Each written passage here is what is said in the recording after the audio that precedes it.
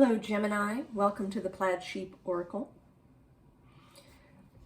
For this round of readings, I'm using the Surrealist Tarot to pull a card that's an underlying or the energy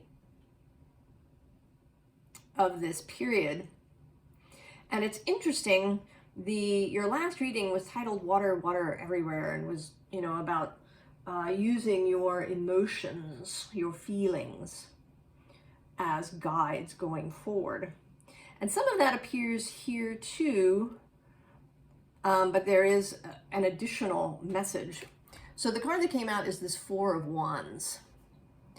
And it's a very interesting Four of Wands, right? Because there is this water kind of element. It's not majorly visible, but there's a fountain here in the middle, and there's this boat that is arriving. But what caught my attention principally is that these trees are chained together at the top to form this kind of temple shape. And I think that what it's trying to say is that you shouldn't try to force things into shape.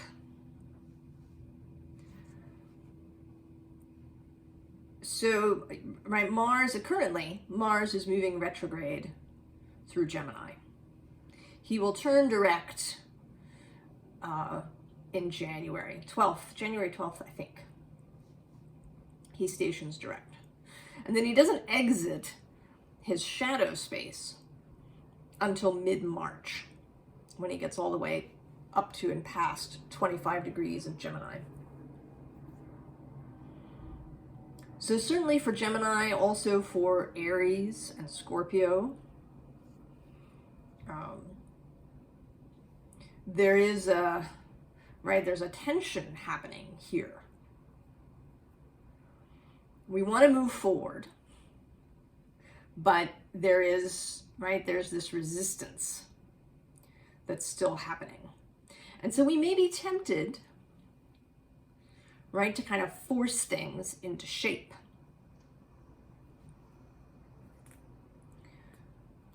Right, because that will, if we can move forward, it might make us feel better.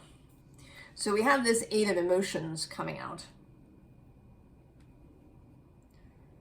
Right, leaving something behind, but there isn't yet a clear view of what we are moving towards. And underneath that is the High Priestess, emphasizing this fact. And I'm particularly struck, and I have been lately, by the fact that she's, her hand is, in this kind of stopping motion. Right, wait, assess.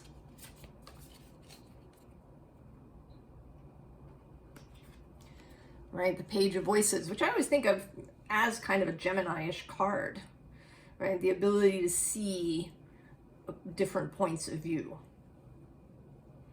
And that is important here.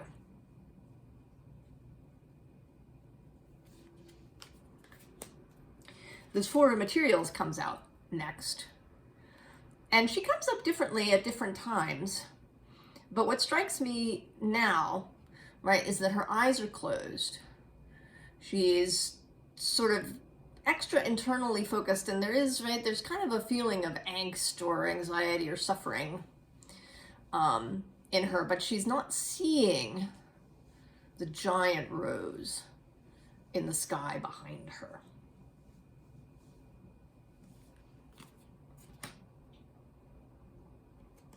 So we have both the Three of Emotions and the Page of Emotions coming out now. And that, is the reminder of paying attention to how you feel and that sense of united will, particularly on an emotional level. To allow all of these things to come into alignment, before they can be made manifest.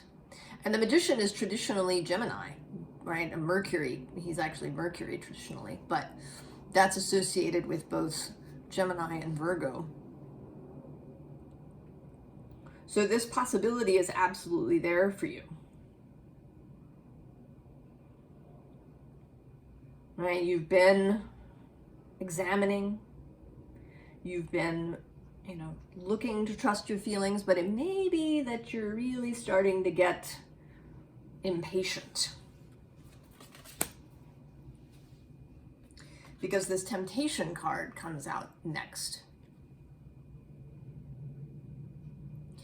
And, right, certainly the temptation for very active signs like Gemini, immutable sign, is to move, to go somewhere, especially right with Mars in there. But he is moving backward. And under this, the Ace of Water, the Ace of Cups, makes an appearance.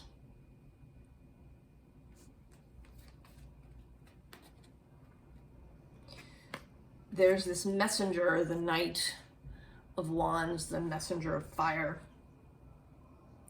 But she is, right, in this deck, it's not, right, a really fast-moving energy. There's a looking back, right? This is Mars moving through Gemini, looking back. Assessing. How have I moved in the past? Is there, right, are there things that I ignored? Information that I decided to ignore, to just sort of paper over, to rush past? Right, we think of these things as red flags, perhaps, if we're talking about, well, I think you could, right, not just relationships. I mean, we tend to think of the red flag thing as being, in relationships, but it can be anything. Many years ago, I took a job that part of me said, don't take that. Don't do it. But I needed a job, and so I took it, and I actually lasted really all of 2 weeks. After 2 weeks, I gave 2 weeks notice, and I was there for some total of a month because it was terrible. And it may be, I certainly don't look at it as a waste, right? I learned a number of things, including the fact that I should have trusted myself.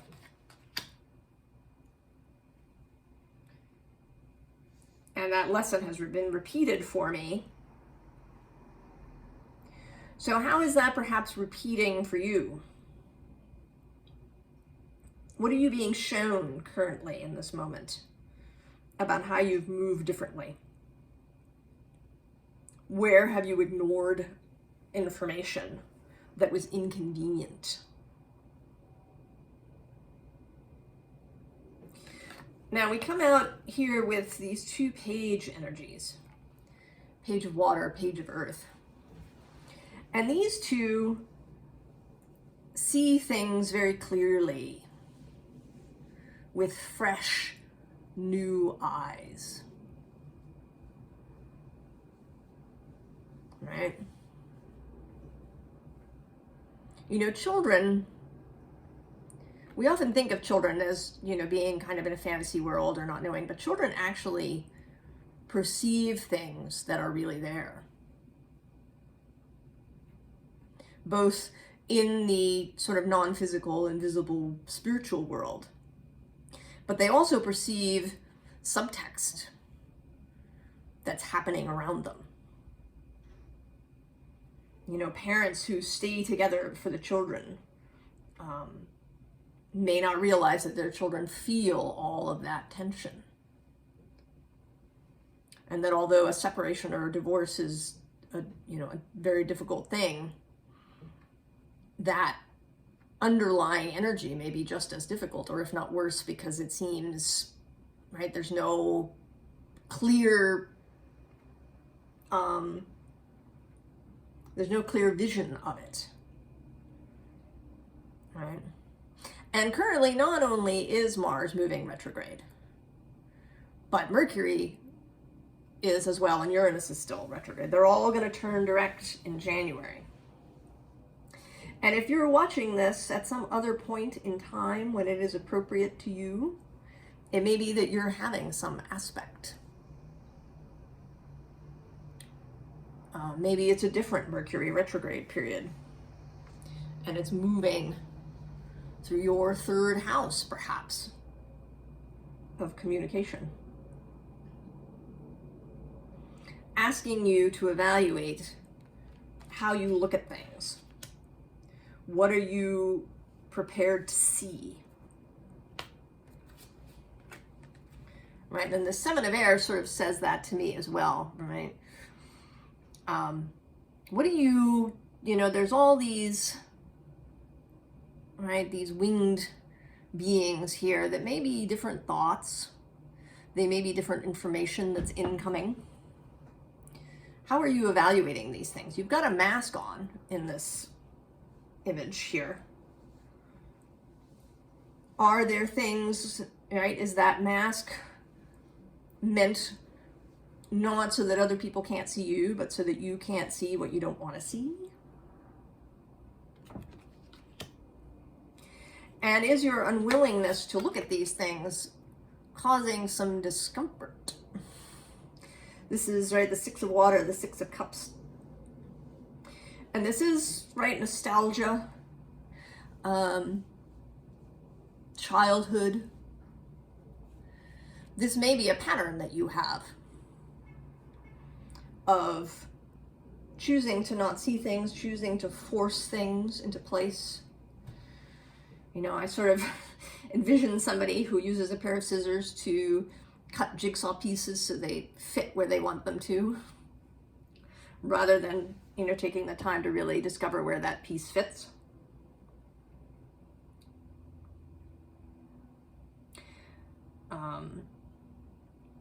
Forcing, right, things into shape, even though that's inappropriate.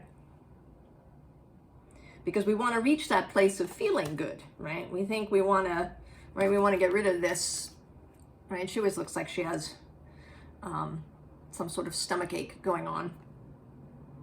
A little nausea, perhaps. The body signaling that something isn't right. So what is, right, what is it that maybe you've just rushed past before? Either because you do want things to, right, fit the way you want them, or because you're protecting yourself in some way. Because you want your structure, right, this Four of Wands, you want to maintain it, perhaps. I mean, that, right, that may be another issue. That this calling of your heart is requiring a dismantling of something.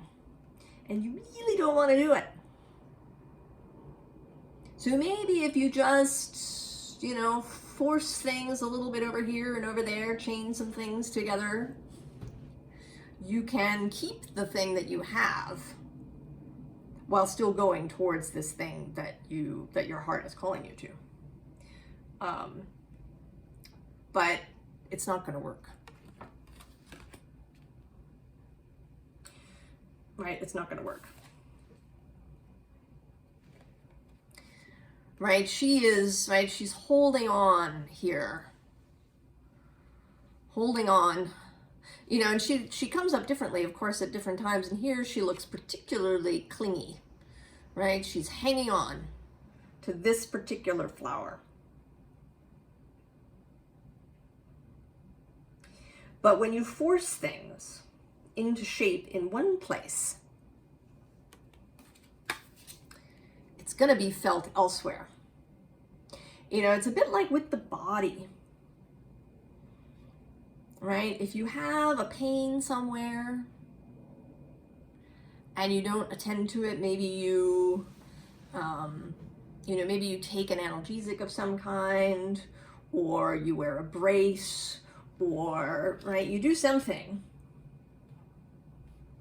to sort of paper over this particular thing. It starts to show up elsewhere because everything in the body is connected, right? The muscles in your legs are connected to the muscles in your rear end, which is connected to the muscles in your back and to your abdomen and so forth. So you cannot, right? You cannot force things in one place and have it not show up kind of everywhere.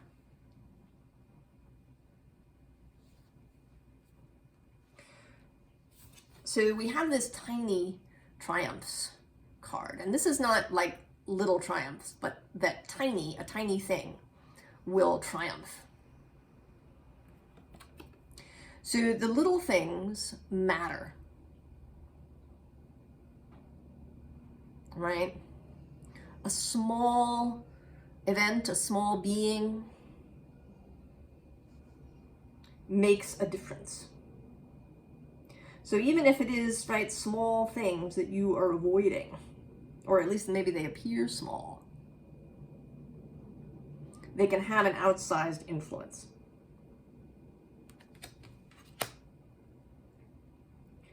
So whatever it is that maybe you have been not looking at,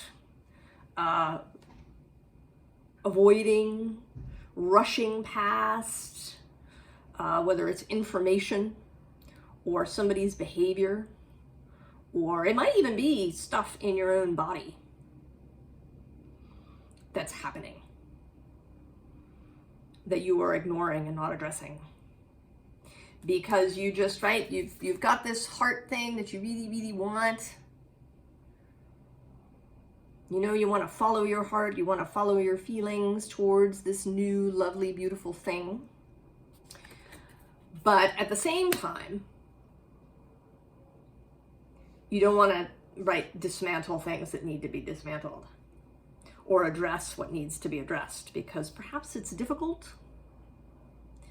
It may require some sort of confrontation. It may require stepping out into some apparently dangerous space, right? This move of the Eight of Emotions, the Eight of Cups, right? You're moving away from something and into an unknown.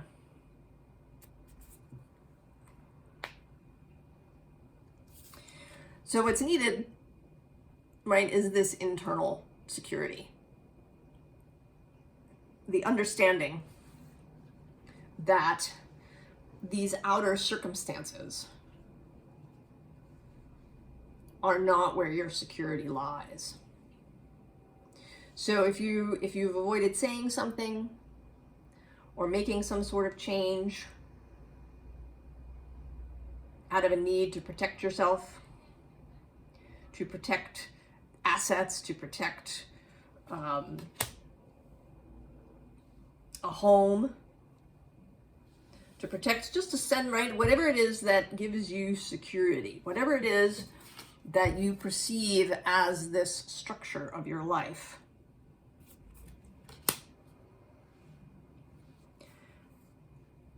It's the internal that matters, right? You are your own best friend, your own security.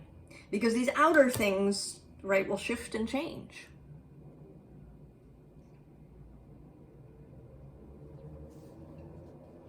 And if you persist in trying to cling to something or force something into shape, the consequences are going to show up. They may not show up in the exact place. They may show up somewhere else. But they will show up. I mean, what is wanted here, right, is a deep self-respect.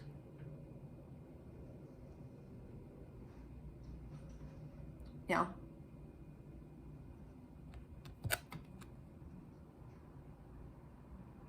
Right? Self-trust, self-respect. That you are unwilling to compromise. You are unwilling to push down your own feelings that are, you know, not in line with, you know, how you perceive your world.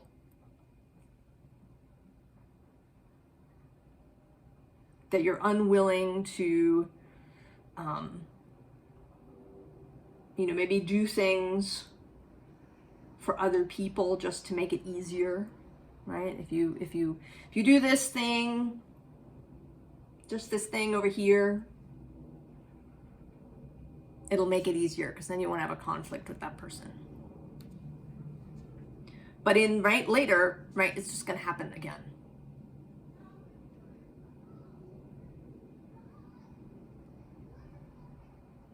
Where have you forced your own thoughts, your own ideas into a particular shape, just so you could proceed without conflict or without having to give something up that you see as part of your security? So the two things here are the joy of right now and the illusionist. So the willingness to see what is actually happening.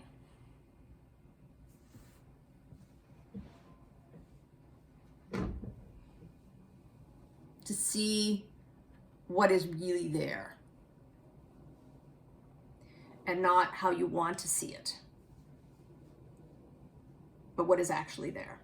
Because that's how you proceed, right? You can only do it if you can really see what's there.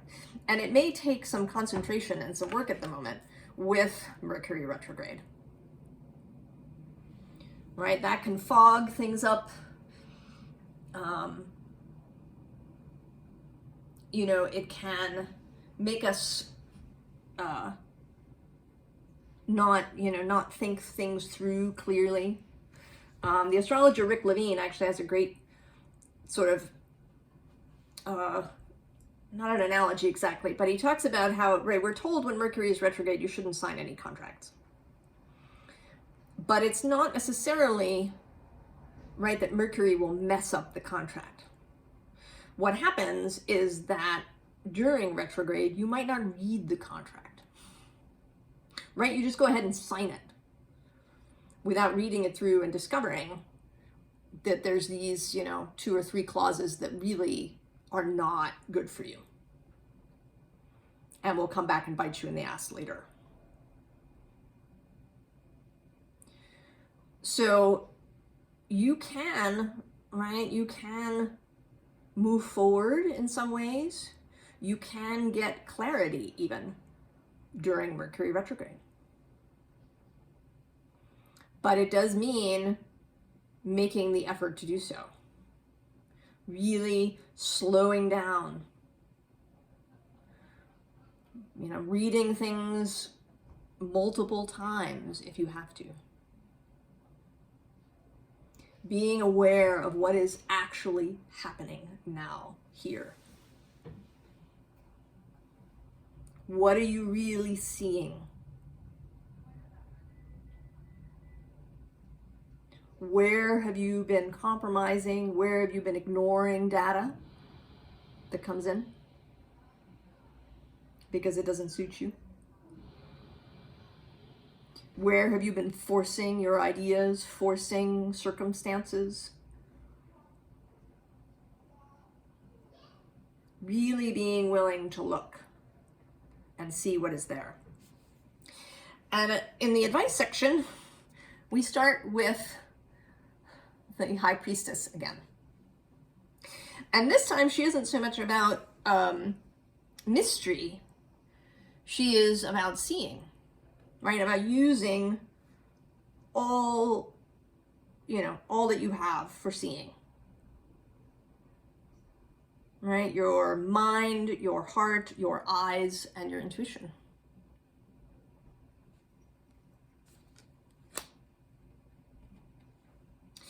And there are 3 cards here.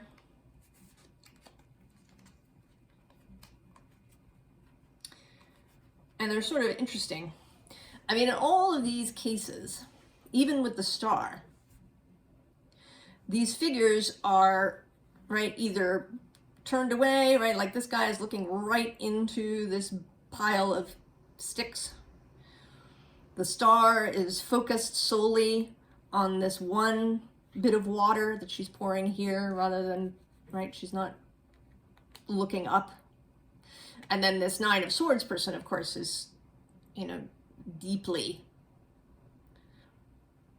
tied up in their own head.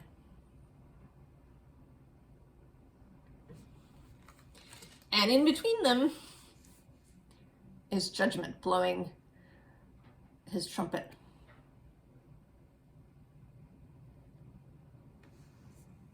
So, right, and these people are, right, they're waking up. They are seeing.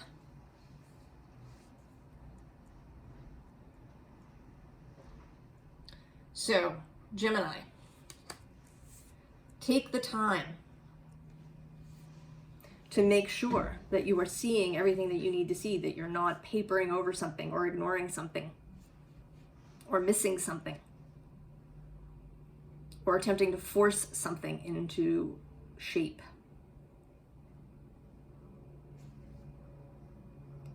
Clarity, clear seeing,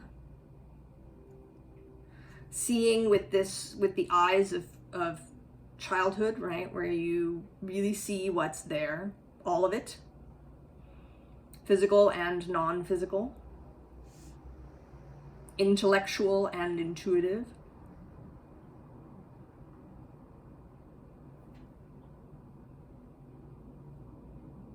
And don't move too fast. It's okay. I know we've been in this slowdown just what seems like forever and ever and ever and ever.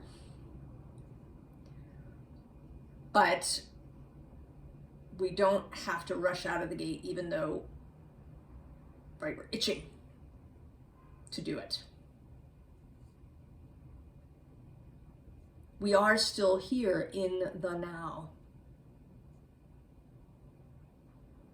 Every bit of this is life. It is our life here now. We can enjoy every bit of it. Even in the slowness, even in, right, this clear seeing and discovery. We can enjoy this process. Take time, savor it. Savor this discovery process, this seeing. Because if, right, when we see clearly, then we can move forward well. And when we move forward well, we don't even need a lot of speed. Right? We're rushing because we want to feel better, right? We feel that when we get to wherever the thing is, we will feel better.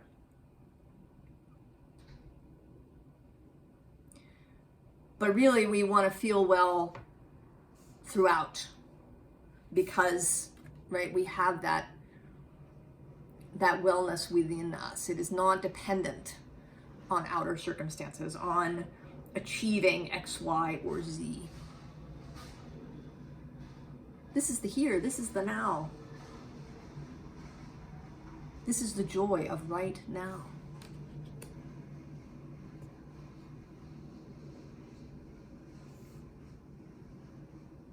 So I hope that you take this time, Gemini,